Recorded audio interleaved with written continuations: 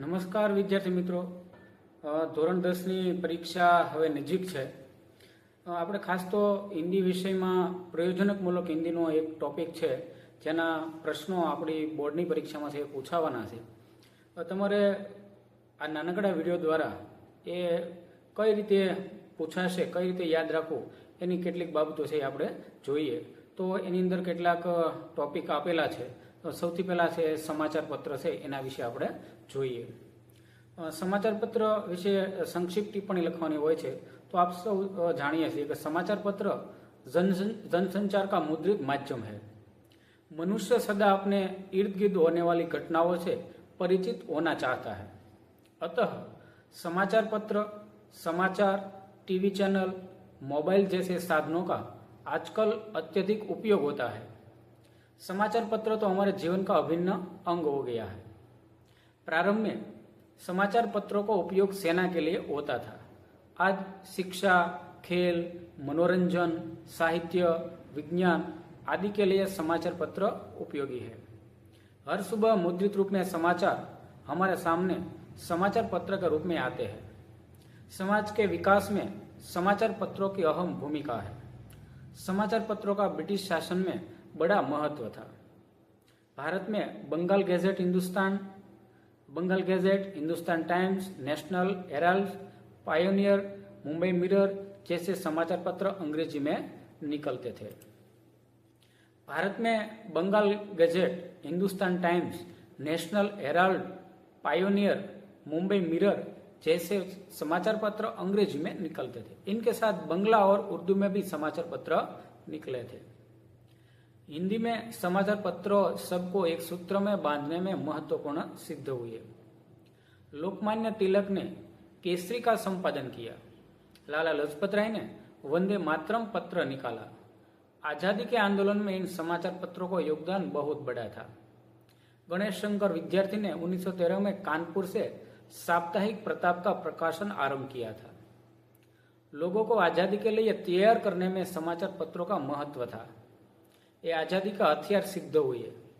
गांधी जी ने हरिजन तथा young India का प्रकाशन किया. मौलाना अबुल कलाम आजाद ने अल हिलाल का पत्र का प्रकाशन किया. यह लोगों से प्रत्यायन का प्रबल साधन था. हिंदुस्तान की सही तस्वीर उन दिनों कैसी थी, इसका पता इन समाचार पत्रों से चलता है. तो इस तरह आपको संक्षिप्त टिप्पणी इस महत्व और हमारे समय में जो चलते थे उसके बारे में बताना है. दूसरा संक्षिप्त टिप्पणी है जिसका नाम है आकाशवाणी. आकाशवाणी भारत के सरकारी रेडियो प्रसारण सेवा का नाम है. आकाश से सुनाई जाने वाली वाणी को संदेश यंत्रों द्वारा ध्वनि तरंगों के माध्यम से कार्यक्रमों के रूप में प्रसारित की जाती है. रेडियो यंत्र द्वारा उसकी तरंग लंबाई को पकड़कर सुनी जाती है. सन 1901 में मार्कोनी नामक वैज्ञानिक ने रेडियो का आविष्कार किया था. इसकी सहायता से देश विदेश में होने वाले कार्यक्रम सुन सकते हैं. All India radio, BBC, London जैसी संस्थाएं समाचार, हवामान तथा कार्यक्रम का प्रसारण करती है. रेडियो फ्रीक्वेंसी के माध्यम से हम उसे सुन सकते हैं. अब रेडियो द्वारा हम गीत, समाचार, अन्य कार्यक्रम तथा विज्ञापन सुनते हैं. तो इस तरह आकाशवाणी रेडियो के बारे में थे. और ऐसे ही संक्षिप्त टिप्पणी है प्रयोजन मूलक की तीसरी, जिसका नाम है दूरदर्शन. दूरदर्शन एक टीवी चैनल का है जो 1926 में चहल बेड ने लोगों को टेलीविजन की भेंट दी. यह रेडियो का ही एक विकसित रूप है. भारत में 1959 में दिल्ली ने पहला दूरदर्शन केंद्र स्थापित किया. यह दृश्य श्राव्य माध्यम है. दूरदर्शन से प्रसारित कार्यक्रम सैटेलाइट की सहायता से टीवी सेट के माध्यम से हम घर में छोटे पर्दों पर देख सकते हैं. पहले प्रसारण केंद्र कम थे. अब सैटेलाइट की संख्या बढ़ी, केंद्रों की संख्या बढ़ी.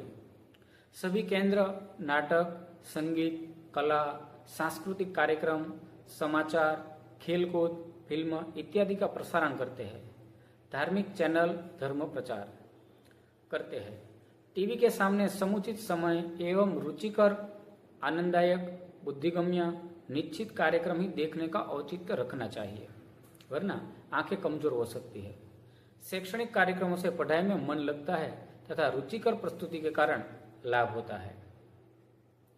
तो इस तरह हमने इस वीडियो के माध्यम से समाचार पत्र, आकाशवाणी और दूरदर्शन जैसी संक्षिप्त टिप्पणी जो हमारे अभ्यासक्रम में और खास के बोर्ड के एग्जाम में पूछे जाते हैं उसके बारे में हमने पढ़ा। अगले वीडियो में जो बाकी रहती है उसके बारे में पढ़ेंगे। यह देखने के लिए मेरे इस चैनल के साथ जुड़े रहिए।